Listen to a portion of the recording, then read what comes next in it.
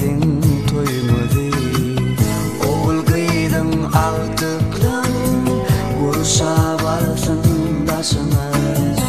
Bugün uluy toy günü, şatlanalım barımız.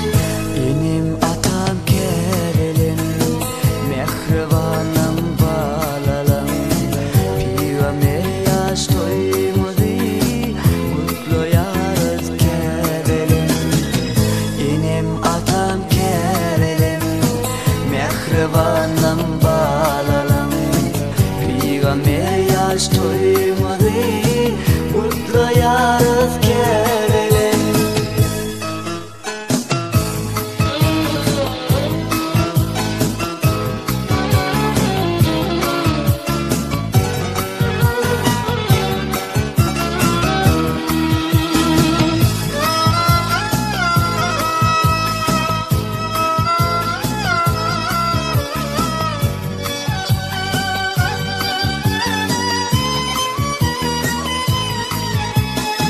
Sağlık versin Resulallah, rehmet versin kelam Allah. Dilek yeri size, kutlap bugün toymadı. Güller yüzümüz olmasın, yine ata kevelim.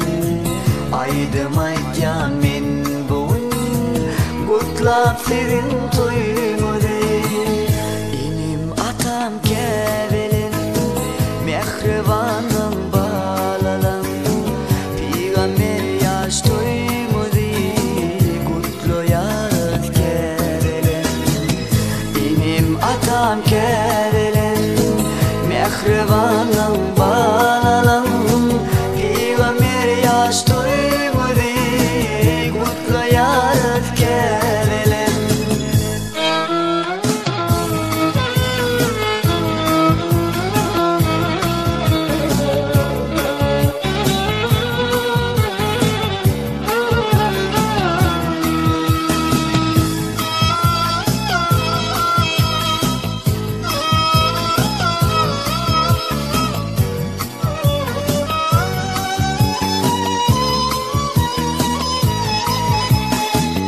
Benim atam kevelim, mehribanım balalam.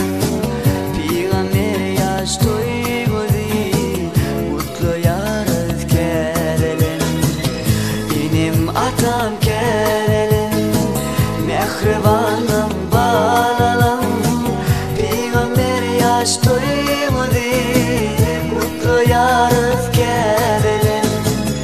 Benim atam kevelim, mehribanım balalam. Peygamber yaş toymadı, mutlu yarız kevelim. Benim atam kevelim, mehribanım balalam. Peygamber yaş toymadı,